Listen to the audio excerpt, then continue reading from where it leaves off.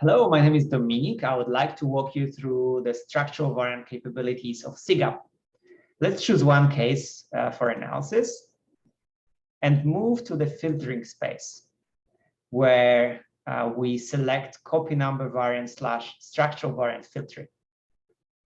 This shows us that in this case, CGAP detected 90 structural variants. These are displayed in the table with the important characteristic displayed as columns. In order to bring the number of variants to a more compact one, let's choose those variants that have not been observed in the NOMAD project, and therefore they're more likely to be pathogenic. Furthermore, to clean up the data, let's select those variants that have not been seen in CGAP's reference set. Let's further explore the consequences of the structural variants on the genes. Here, by clicking on this information dot, we can read about how we annotate consequences of structural variants on genes. And we could see the types of consequences that are represented by the variant set on the right. This being a cancer patient, we may want to select those structural variants that overlap genes that have been implicated in breast cancer.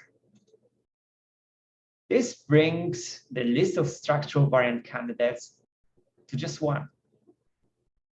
Let's select the remaining variant, and let's learn more about it in terms of consequence, as well as technical review. In the annotation space for the structural variant, we can see basic information. This is a deletion on chromosome 1, heterozygous, of 4.3 kilobases in size, affecting 2 genes, both of these genes being at breakpoints. There is a third gene displayed that's close by, with worst consequence being downstream gene variant, and this is displayed for complete understanding of the region. And those 2 most affected genes are those 2. And here we can recognize MUT1-IH, a cancer predisposition gene. Let's learn more about the gene that's affected. We can read the list of how this canonical transcript for MUT1-IH is affected: stop loss, coding sequence variants, feature truncation. In the gene overview part, we can see a summary of the gene from RefSeq. Furthermore, to interpret the gene, we may want to go to the external databases, which for MUT1-IH are linked out here. To also understand the impact, particularly for lesser known genes, the constraints section contains information about the constraint measures that have been reported for the gene. The variant tab will tell us about the frequency of the variant in the population. By definition, almost because we selected it as one of the search criteria, this variant had not been seen in any of the NOMAD populations. The sample tab will tell us more about the technical characteristics of COL, the fact that the predicted genotype is a heterozygote, with particular scores of the COL, which are better described on the information and that's here. Finally, and this is a highlight of CGAP, we will take a close look at the structural variant using CGAP structural variant browser. We can see the boundaries of the structural variant denoted by the vertical orange lines, which light up. And we can appreciate that the number of exons of MUT1-IH are affected by this deletion.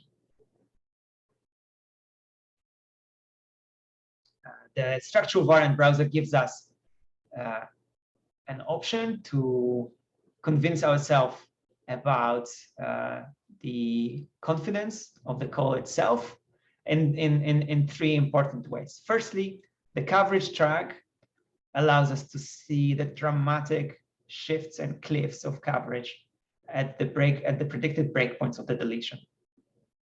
Within the breakpoints, as expected, there's fewer reads, and some of those reads that are close to the boundary are split reads, and the boundaries of the structural split reads overlap very neatly with the predicted deletion.